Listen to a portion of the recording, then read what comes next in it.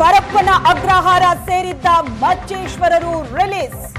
ಮಚ್ಚಿಡಿದು ಹುಚ್ಚಾಟ ಮಾಡಿದ್ದ ರಜತ್, ವಿನಯ್ ಪರಪ್ಪನ ಅಗ್ರಹಾರದಿಂದ ಬಿಡುಗಡೆಯಾಗಿದ್ದಾರೆ. ನೆನೆ ಜಾಮೀನು ಮಂಜೂರಾಗಿತ್ತು, ಇವತ್ತು ಇಬ್ಬರು ರಿಲೀಸ್ ಆಗಿದ್ದಾರೆ. ನಿನ್ನೆ ಜಾಮೀನು ಪ್ರತಿ ಜೈಲಾಧಿಕಾರಿಗಳಿಗೆ ತಲುಪಿರಲಿಲ್ಲ. ಇವತ್ತು ಜಾಮೀನು ಪ್ರಕ್ರಿಯೆ ಮುಗಿಸಿ ಜೈಲಿಂದ ರಿಲೀಸ್ ಆಗಿದ್ದಾರೆ. 4 ದಿನಗಳ ನಂತರ ಜೈಲಿನಿಂದ ರಜತ್, ವಿನಯ್ ರಿಲೀಸ್ ಆಗಿದ್ದಾರೆ. ಯಾವುದೇ ಪ್ರತಿಕ್ರಿಯೆ ಕೊಟ್ಟಿಲ್ಲ ಇಬ್ರು. ಮತ್ತೆ ಸಿಗೋಣ, ಕೂತ್ ಮಾತಾಡೋಣ ಅಂತ ವಿನಯ್ ಹೇಳಿದ್ರು. ಪರಪ್ಪನ ಅಗ್ರಹಾರ ಸೇರಿದ್ದ ರಜತ್ ಮತ್ತು ವಿನಯ್ ರಿಲೀಸ್ ಆಗಿದ್ದಾರೆ.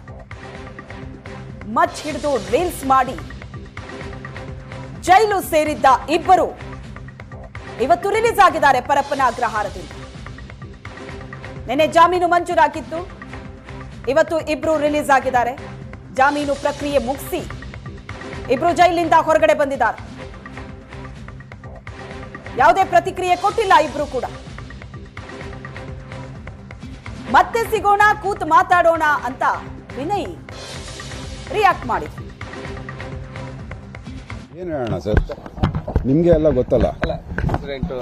ಇನ್ಸಿಡೆಂಟ್ ಆಯ್ತು, ಇವಾಗ ಬಿಡುಗಡೆ ಆಗಿದ್ದೀರಿ, ಏನ್ ಹೇಳ್ತೀರಿ ಸರ್?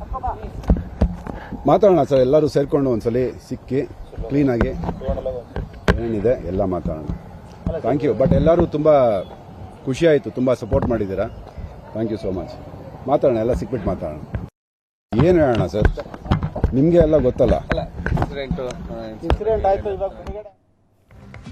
ನಿನ್ನೆಯೇ ಜಾಮೀನು ಮಂಜೂರಾಗಿತ್ತು, ಆದರೆ ಜಾಮೀನು ಪ್ರತಿ ಜೈಲಾಧಿಕಾರಿಗಳಿಗೆ ತಲುಪಿರಲಿಲ್ಲ. ಹಾಗಾಗಿ ಇವತ್ತು ಜಾಮೀನು ಪ್ರಕ್ರಿಯೆ ಎಲ್ಲ ಮುಗಿಸಿ ಇಬ್ರು ಜೈಲಿನಿಂದ ಹೊರಗಡೆ ಬಂದಿದ್ದಾರೆ.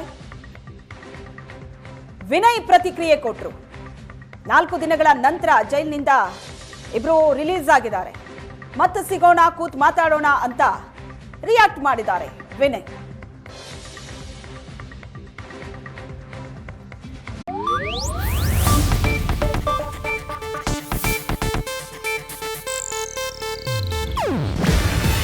ಇದು ಏಷ್ಯಾನೆಟ್ ನ್ಯೂಸ್ ನೆಟ್ವರ್ಕ್ ಪ್ರಸ್ತುತಿ.